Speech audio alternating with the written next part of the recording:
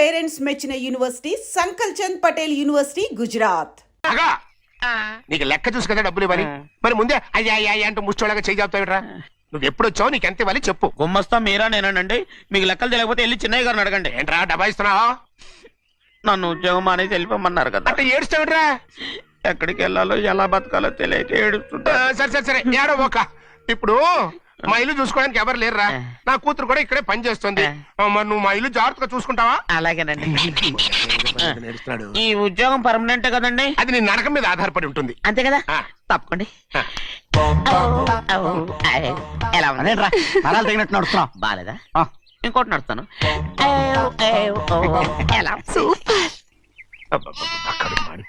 ఏంటి నాన్న బాగా ఆకలాతుందా? అవునమ్మా, ఇడ్లీ దమ్మని ఆ బస్సు గాని పంపించి 2 గంటలైంది. అప్పటికి ఆలస్యం అవుతామని నా బండి కూడా ఇచ్చి పంపించా. వచ్చేసా.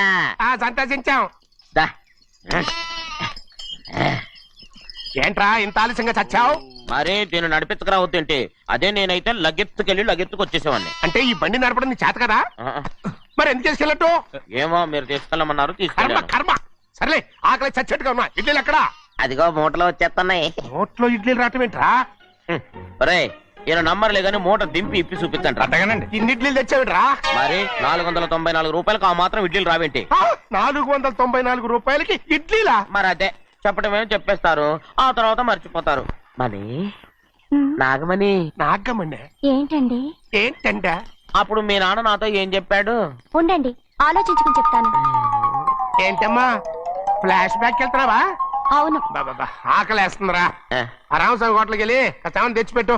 నాకు కూడా ఆకలిస్తుందండి. నువ్వు ఏదైనా తిని నాకు మాత్రం ఒట్టి ఇడ్లీ పడరా. ఇదిగో ఈ నోటు ఎంతో తెలుసా? నేనేమన్నా తెలివి తక్కువ అనుకున్నారా? 500 నోటు. అబ్బా, నువ్వే దీన్ని అచ్చుకుతున్నట్టుగా మాట్లాడుతున్నావే. చాలా ఆకలేస్తున్నాయి, బండేసుకెళ్ళి తొందర తీసుకురాపో. ఇదండి జరిగింది. చిల్లర లేదు కదా అని 500 రూపాయలు నోటు ఇచ్చి పంపిస్తే మొత్తం ఇడ్లీలు పట్టుకొస్తా ఉంటా. నీ నోట్స్ చెప్పు. వద్దు నాన్న, కొట్టకు నాన్న. ఆకలేసేస్తుందమ్మా. చట్నీ సాంబార్ ఇదిరా? ఇచ్చాడండి. ఇది నేనే వద్దన్నానండి. ఎందుకని? మరి అదే మళ్ళీ మర్చిపోయారు. నాగమణి, మీ నాన్న నాతో ఏం చెప్పాడు? అయ్యో అయ్యో, చట్నీ సాంబార్లని ఎన్ని సార్లు ప్యాక్ పెట్టుకెళ్తారా? ఏదైనా తిని నాకు మాత్రం ఉట్టి ఇడ్లీ పడరా. ఇదిగో ఆయనకు అర్థమయ్యట్టు మళ్ళీ చెప్పు. నాకు మాత్రం ఒట్టి ఇడ్లీ పడరా. అయ్యో నువ్వు నా కంటి ముందు చెప్పు. ఆయనతో పాటు నేను బయటకు వెళ్ళిపోతాను. ఎందుకంటే ఆయన్ని నేను మీ దిక్కుమాల ప్రేమ కథ వినే ఓపిక ఎవ్వరికి లేదమ్మా. అయినా నువ్వు అనేదేముందిలే, అతను లేకుండా నేను బతకలేను అంటావు, అంతే కదా? అయితే ఒక కండిషన్ రా. ఏంటి? నువ్వు చాలా తెలియగలవాడవని ఈ ప్రపంచానికి, నీ ముఖానికి ప్రపంచం దాకా ఎందుకు గాని ఈ ఊళ్ళో నిరూపించుకో. నా కూతురు నీకు ఇచ్చి పెళ్లి చేస్తా. వాకే వెరీ వీచి. అయితే నువ్వు ఇంటి బయటికి వెళ్ళరా. ఏమైందిరా అంతరాట పరిగెత్తున్నారు? ఉండవా? ఏమయ్యా ఏంటి అంతరాట పరిగెత్తున్నారు? నువ్వు నాకు అగనిస్ట్ పార్టీ, నేను నీకు చచ్చినా చెప్పకూడదు. అయినా వయసులో పెద్దవాడు అడుగుతున్నావు కాబట్టి చెప్తున్నాను. మన బసవాడు లేడు, వాడు పండిస్తున్నాడంట. అగా బసోడు ఏంటి, కొండ ఎత్తడం ఏంటి? ఎగతాళిగా ఉందా? నేను ఎగతాళి చేయడం కాదండి, ఊరంతా పరిగెడుతున్నారు. పైగా 10 రూపాయలు టికెట్ అంట. బసోడు కొండ తీసుకెళ్ళి చూపిస్తాను. నా కూతురు రా. ప్రశాంతంగా ఉండండి, ప్రశాంతంగా ఉండండి. ఆంజనేయ స్వామికి ఒక పండగ కాలే, బాగా ఒళ్ళు పట్టంటారా.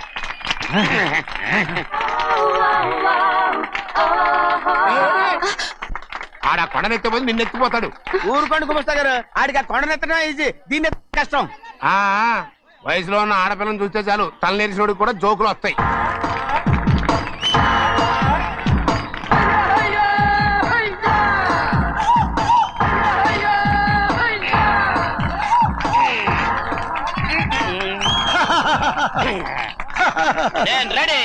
ఏంట్రా రెడీ?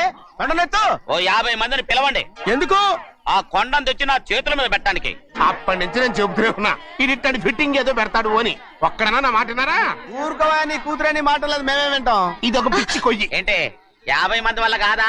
అయితే ఊరు మొత్తం వచ్చి ఆ కొండను తెచ్చి నా చేతుల మీద పెట్టండి, అప్పుడు నేను ఒక్కనే ఎత్తుతాను.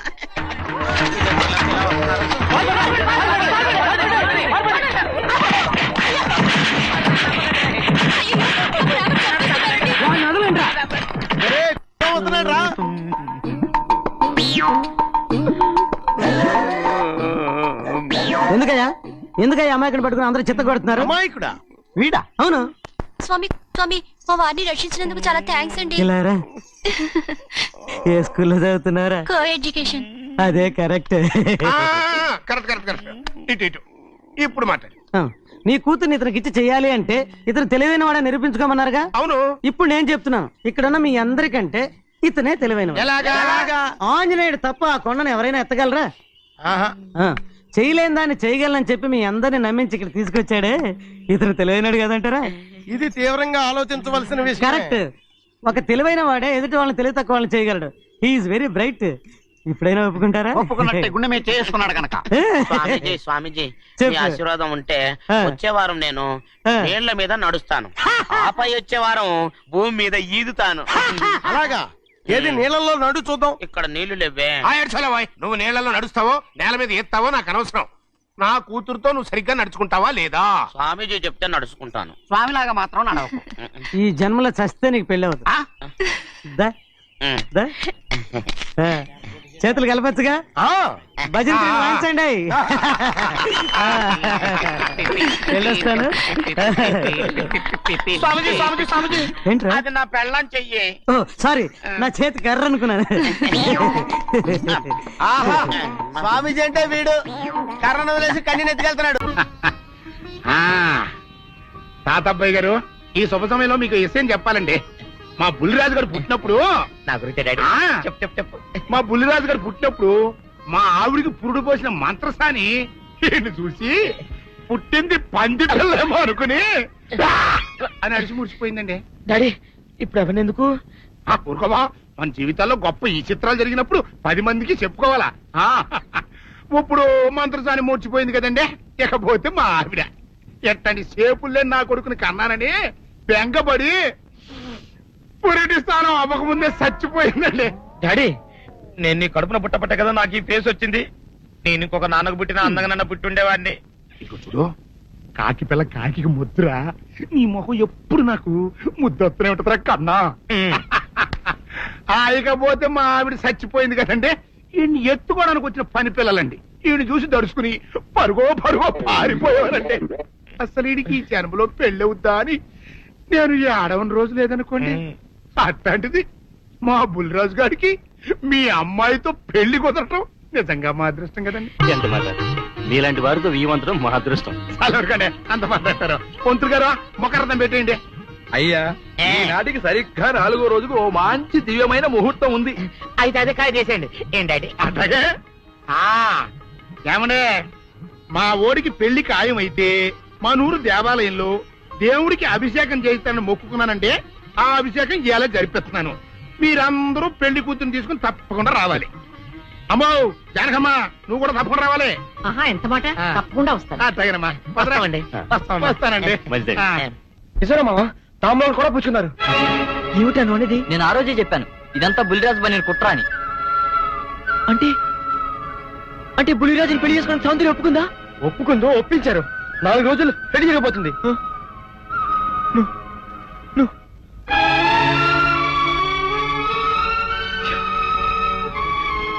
నా సౌందర్యం నా నుంచి దూరం అయ్యాక నేనెవరి కోసం బతకాలి?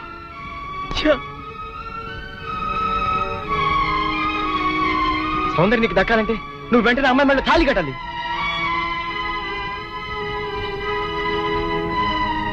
సౌందర్య దృష్టిలో నేను దోషిని, ద్రోహిణి. నా చేత తాళి కట్టించుకోవడానికి ఎందుకు ఒప్పుకుంటుందిరా? ఒప్పుకోపోయినా ఆనందం సరే తాళి కట్టేది. లేకపోతే రేపు నిర్దోషం నిరూపించి పడినా అప్పటికి సౌందర్యకి బుల్లిరాజుతో పెళ్లి అయిపోతుంది కనుక సౌందర్యం అంత పశ్చాత్తాపడినా నువ్వు ఎంత ఏడ్చినా ఏమి ప్రయోజనం ఉండదు. అవును రామా, వీడు చెప్పింది కరెక్ట్. నువ్వు ఇంకేం ఆలోచించుకో, పదా. మామా, పెద్దరాజు ఇప్పుడు ఊళ్ళో అభిషేకం చేస్తున్నాడు. సౌందర్యం కూడా అక్కడే ఉంది. ఇదే మంచి అవకాశం, ఊళ్ళో అందరి ముందు తాళి కట్టే. నీ వెనక మేము అందరం అన్నాం, ఏం జరిగినా చూసుకుంటాను, నువ్వు పదరా.